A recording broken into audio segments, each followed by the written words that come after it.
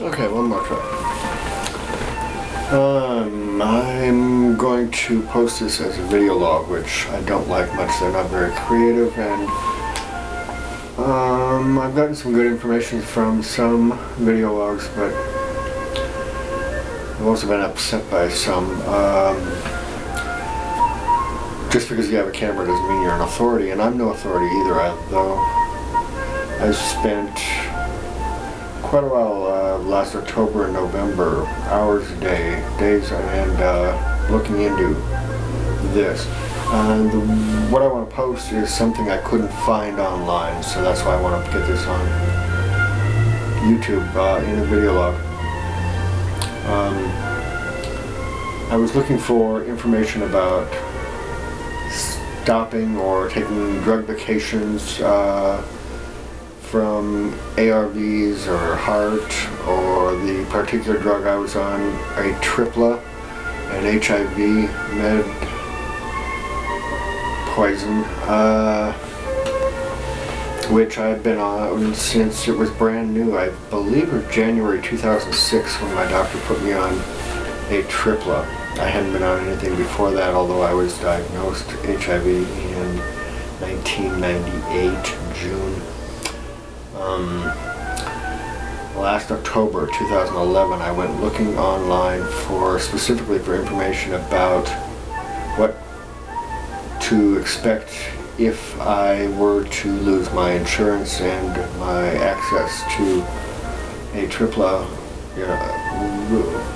What would withdrawal from it be like? I was also looking to find out of how closely related AZT is or was to any of the three components of Atripla. And this was hard information to find. I was also interested in drug vacations, which are, I've since found out, maybe a little more accepted in the UK than they are here in the United States, where pharmaceutical companies run everything. October last year, I went looking for this information and couldn't find much. I had already seen House of Numbers in the theater when it first came out. Portland, Oregon here was one of the first cities to show it. And it didn't change anything at the time. I thought it was interesting.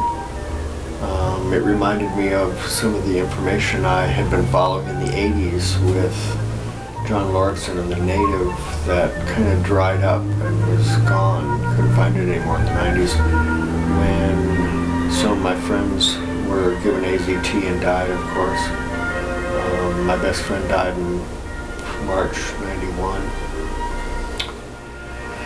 So, October, I went looking for this information, and at the same time I started to slowly take my pill less than once a day. I started taking it once every day and a half, just so I could maybe stretch out my prescription. Through October I was researching this online. I remember reading a lot, but could never really find exactly what I was looking for. November, I finally stumbled onto RA, David Crow's organization and website. I'll post the link. I can't think of the exact name now. And that led me to Rethinking AIDS group on Facebook. And this was right about the very same time I realized that insurance or not, I wanted to totally get off Atripla and anything related. So I went from about 3 weeks of going every 30 hours. I did about 2 weeks of every other day instead of every day. And then I did 1 week of about every 3 days, 4 days. And came to the end of a bottle of pills and didn't want to open a new bottle just to take one or two, so I stopped right then about Thanksgiving. Information I've learned since is that Sestiva, one of the ingredients, is if you stop taking Sestiva abruptly, the side effects are going to be AIDS-like symptoms. So I'm really glad I didn't know that ahead of time, and glad that I weaned myself off over about 6, 7, maybe 8 weeks, less and less. My advice, if you plan to go off of Atripla or anything that includes Cystiva, is to wean yourself off. Don't stop it abruptly. The only side effects I noticed were, it was a very stressful decision at the time, so I did get some hemorrhoids, which I've noticed before. It's times of stress. That's something I noticed, and I was smoking a little more heavily than I usually did at the time, about a pack a day, because of the stress. So I've since quit smoking. I hope. It's been a couple weeks. It's been several weeks I've been working on it, and that too I weaned myself down. So that's that. If you're in this situation, do your own research. Don't just listen to your doctor. They're paid by the pharmaceutical companies. It's a big scam. I don't want to say it's a conspiracy, but medical mistakes,